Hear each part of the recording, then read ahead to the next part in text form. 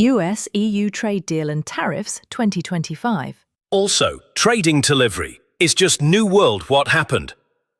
The United States and the European Union have finalized a new trade agreement.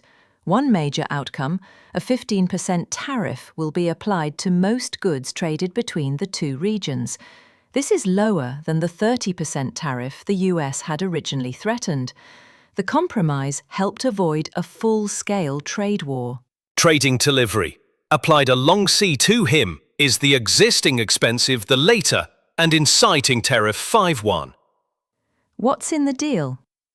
Tariffs, a 15% import-export tariff on most goods, also cars, tech, machinery, agriculture.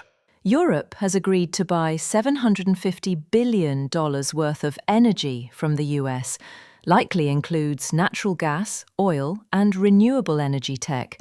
This helps reduce EU dependence on Middle Eastern or Russian energy. Why it matters. Businesses may face higher costs, which might be passed on to consumers. Preventing a trade war was crucial. An economic conflict could have disrupted global supply chains and increased inflation. The energy deal strengthens US-EU ties and gives the US a larger share in Europe's energy market. Sources The Washington Post and AP News confirm the deal details. ABC News reports on the massive energy agreement. Gaza humanitarian crisis escalates. What happened? Israeli airstrikes killed at least 34 Palestinians in Gaza in recent days. These strikes followed Israel's temporary easing of aid restrictions, which allowed some food and medical supplies into Gaza. Context: Gaza has been under siege and facing extreme humanitarian conditions, lack of food, clean water, electricity, and healthcare.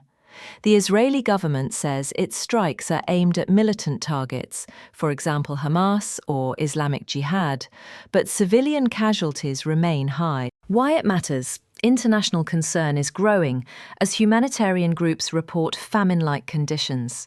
Civilian deaths increase global pressure on Israel to limit military operations or agree to a ceasefire.